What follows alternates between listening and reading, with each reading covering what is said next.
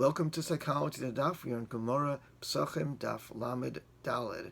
Now, this Gemara quotes a very interesting discussion between Ravin and Rabbi Yirmiyah.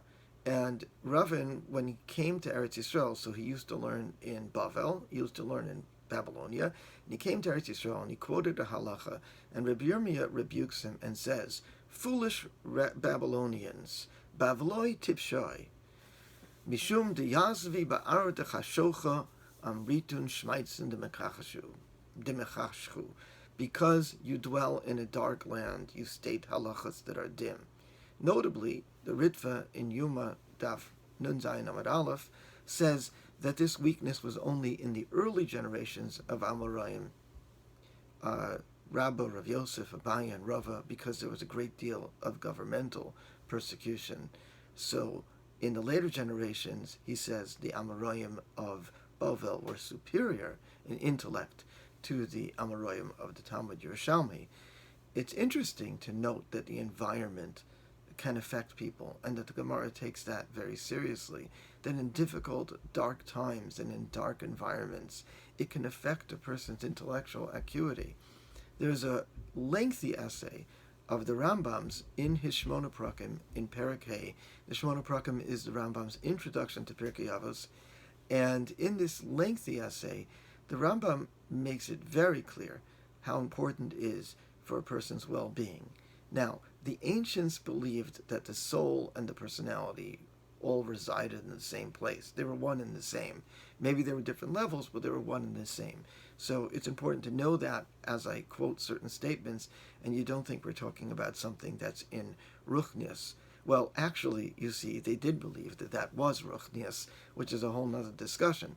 But they believed the seat of the personality existed in some space beyond the physical body. And that might be true. The Rambam says that just like the body needs maintenance, so does the soul. And just like the body's ills come from a particular kind of imbalance, and oftentimes the medicine for that imbalance is taking something that normally would be harmful, but it restores the balance in the case of the person who is sick, so too when it comes to the soul can get sick also, i.e. the personality, the person's psychological disposition can get sick too. And that sometimes the opposite needs to be done. Even things that normally one should not do need to be done in order to restore the soul to its balanced state.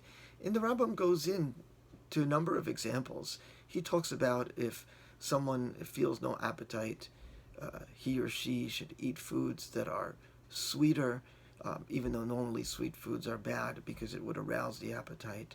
He talks about how if somebody's depressed, the person should stroll in gardens, look at beautiful images, listen to music, all the things to enjoy and restore a sense of pleasantness and balance. And it's really worth looking at the Rambam inside, which I've also quoted large portions of on the parallel blog to this video. In any case, the Rambam is very clear, and he quotes the Gemara as well. Kelim noim, ishana, dirana, marchev darto shel adam. Beautiful vestments or utensils, a beautiful home, a beautiful woman, might as well also be a handsome husband. Restore, or not just restore, but broaden a person's knowledge, broaden a person's ability to think. And the Rambam makes one final point, which is key. The Rambam says that the point of all this is in order to serve Hashem better. The point of all this is to restore the soul to a healthy place. It's not hedonism and it's not gluttony. The point is to restore balance so that one can serve Hashem better. Because just like without a healthy body, one cannot serve Hashem well, without a healthy soul, one cannot do so either.